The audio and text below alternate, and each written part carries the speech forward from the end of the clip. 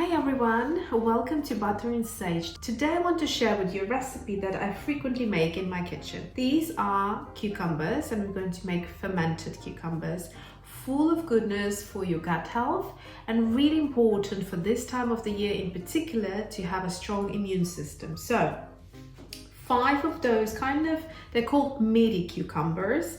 And they're not the huge. I mean, you can use the huge ones, but if you can find a medium to smaller cucumbers, then those would be a lot better. If you can find those cucumbers with prickles, like the gherkin type of a cucumber, they're even better. Other than that, we will also need horseradish. Horseradish helps to keep things crunchy. And again, farmer's market is the best place to look at. If I find one which is in season, I tend to kind of slice the skin off and then slice them into little discs and of course freeze them so they're nice and fresh. About a tablespoon of those. Then some defrosted dill sprigs, but if you have fresh dill or you have fresh parsley, then use the leaves as well as the stems. And also I have some defrosted horseradish leaves which I picked again when they were in season, and they will add flavor and the crunch. Besides that, we will need quite a few spices. We have got some bay leaf here, so like 1 bay leaf. I've got 2 little ones, so that will be 1. 2 cloves of garlic and half a teaspoon of mustard seeds. Did I say half a teaspoon of the dill seeds? And also about 5 to 10 black peppercorns, depending on the spice you like. 5 is quite sort of neutral. It doesn't add too much spice and heat to the fermented cucumbers, but it's nice for the flavor. So that is literally it. We will also need sea salt, and I'm using the Cornish. These are crystals, yeah, they're not flakes. So this is the one that I always use with fermenting any type of cabbage or whatever other vegetable that I'm doing. So we also will need some boiling water, which I already have boiled the kettle. You can also find this neat little tool to create nice cuts, as you can see, sort of zigzaggy for your fermented cucumbers. It's not essential, you can just slice the cucumbers with your regular knife, but I find this is a nice little addition. You can find it on Amazon or other kind of maybe stores or places. Okay, so besides that, I'm also going to use 1 cup of my brine from the previous batch, and you can see it sort of turns this milky white color, and that is what we want. It's high in lactobacteria, which helps to ferment things, and it's really good for us. So I'm going to save a cup full of this brine, which will help to kickstart the process a lot faster. But when you're starting and you don't have any starter to begin with, then just do everything as I will share, except for I will also add the brine in the end and you don't. So, and then next time you keep the brine and add it to your next batch, and then going forward, this is how you're going to do it. It makes a huge difference, as I learned. In the beginning, I was always pouring away this brine, but I realized that it makes a huge difference. So save it for your next time. So I have prepared the cucumbers. I've done 4.5 just in case it's too many. So I've got half a cucumber spare laying there.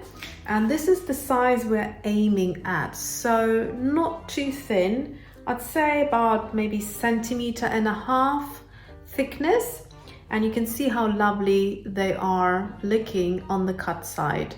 So you can do the cucumbers like that. You can also do carrots.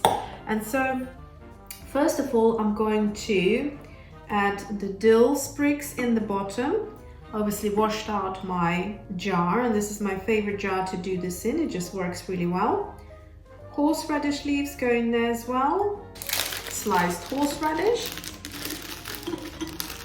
and 2 cloves of the garlic. I'm just going to slice in the middle, just like that, to open them up and release the flavor. And the second one goes in. Now it's time to fill up the jar with the cucumbers. I love the smell of the fresh cucumbers, but what I love even more is the smell of fermented cucumbers. That's just smelling like summer, like childhood, all of the good stuff. Absolutely love it. No vinegar here, we don't want any of that. We want to build the lactobacteria, which happens during the fermentation process. So I can fit in a couple more.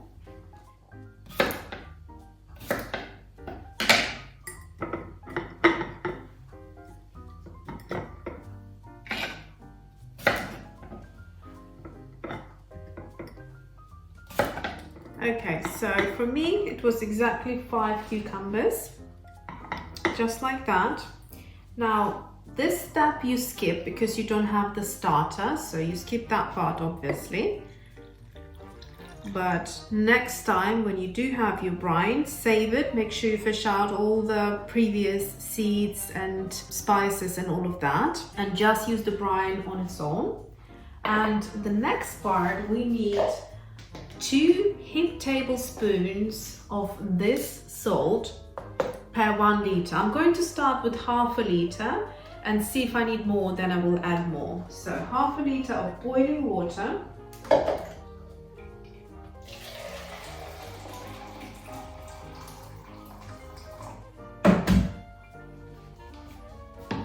1 heaped tablespoon. Dissolve it. When you can't see any more of the salt crystals, off they go. Okay, so mine almost filled it up, so I'm going to do 250 mils this time instead of half a liter.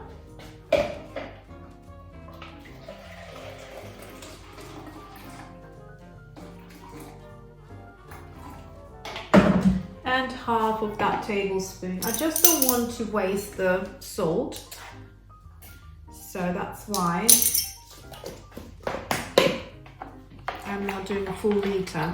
For you it might be a full liter because you won't be using the brine first time. Generally for me that's the exact case with this size of a jar. You do want the cucumbers to be right to the top, because you need to find something to go inside, like a bottom of a glass or anything. I'm using this Mary Berry little rose bowl, and I just pop it like that, let excess water go out, and that's it. And if I need to fill it up, I do that.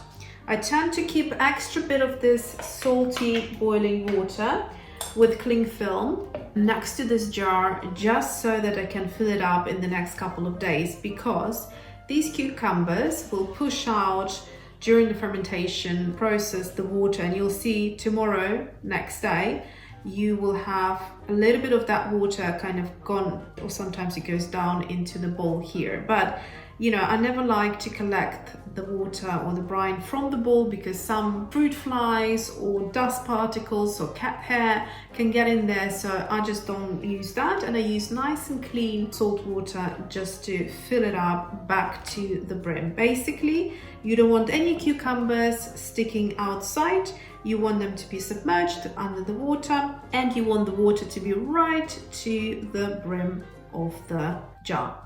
And that is it. And you let it stand like that, away from direct sunlight, somewhere in a warm place. For me, it will be on my counter in the kitchen, just like I said, in a spot where the sun can't hit it. And it will take about 3 days if you have no starter and you're doing it in the winter. It takes a bit longer than if you're doing it with starter and in the summer. So the warmer it is, the less it takes. So we're looking at 2 to 3 days. For me it will be 2 days, for you without the starter it will be 3 days. But you can also eat them less fermented and more fermented. Again, give it a go, try it out. When you're trying them at room temperature, they will not taste very nice. they have to be eaten cold out of the fridge. So once 3 days or 2 days have gone by, you will take this lid, this bowl or glass or whatever you're using to submerge the pickles, the fermented cucumbers. You'll take it off, use nice and clean lid, just the regular, one of those metal ones, and screw it on. Off they go in the fridge. The day after, the night after, whatever, when they have fully cooled down, you can start eating them, and they're so delicious. So what to expect? Next day you'll start seeing the waters are going a bit kind of cloudy, and that is good. That is the right mechanism happening. So you're having fermentation going on, and that's exactly what to expect. So it will get cloudier and cloudier, and the cucumbers will become a bit darker. And this is exactly what you want. So it will also smell deliciously appetizing when you get a whiff of the brine. So that's when you know they're ready. You don't need to touch them, you don't need to look into them. In fact, do not, because you can invite some unwanted bacteria in there. So just leave it nice and clean like that. Perhaps if you even have some, like a nice little bit of a cheesecloth or whatever, you can just go like that and make sure nothing gets in there, especially if you have any fruit flies, annoying fruit flies around in your kitchen. So that is it, and I hope you will make this recipe and enjoy eating them. They're super good for you, and save the brine for next time and start again. Thank you for watching. See you next time.